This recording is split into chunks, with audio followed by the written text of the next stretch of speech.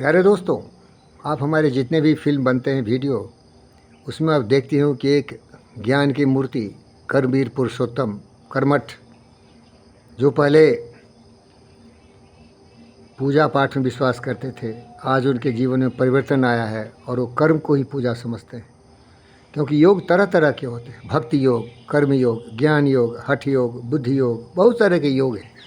लेकिन इन्होंने जब सत्य को समझा तो कर्म योग को, ज्ञान योग को अपने जीवन का प्राथमिकता देने वाले महापुरुष बने और उनका साक्षात करते हुए मुझे अपार हर्ष हो रहा है। ये हैं परम गुरु महाराज डॉक्टर सत्यनारायण भगवान जी। सर, आपका अभिनंदन है। आप कुछ सवाल और प्रश्न के साथ मेरे सामने प्रस्तुत हुए हैं, तो आप शायद योग विद्या के बारे में जानना चाहते हैं, जिसे बहुत ही योगी केवल एक व्यायाम और एक्सरसाइज समझते हैं।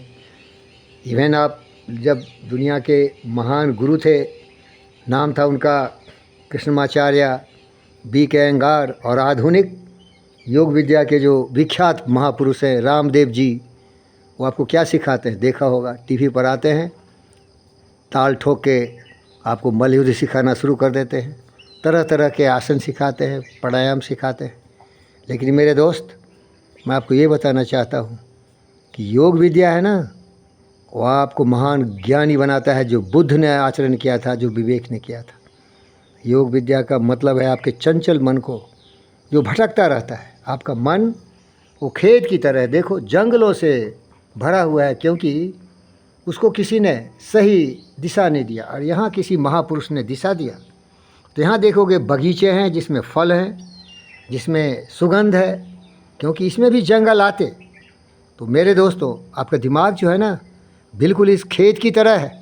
जैसे बीज डालोगे ना, वैसे ही पेड़ उगेंगे।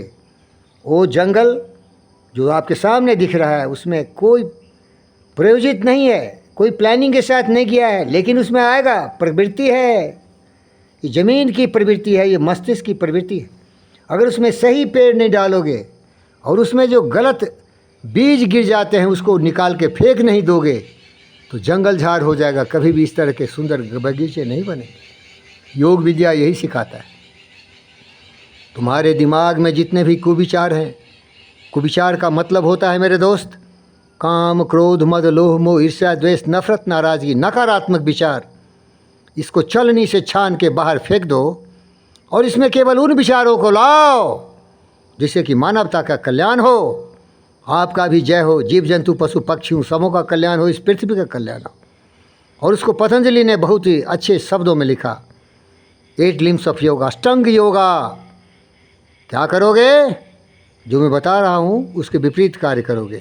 तो ये सवाल हमारे परम आदरणीय मित्र यशस्वी महाराज, सफल महाराज, अपने ज़िंदगी में हमेशा लोगों की सेवा में समर्पित भावना से अपने बाल बच्चों को दुनिया का सबसे सफल व्यक्ति बनाने वाले सत्यनारायण भगवान डॉक्टर सत्यनारायण बीबी नगर के ये जो क्लिनिक है, क्या नाम है सर आपकी क्लिनिक?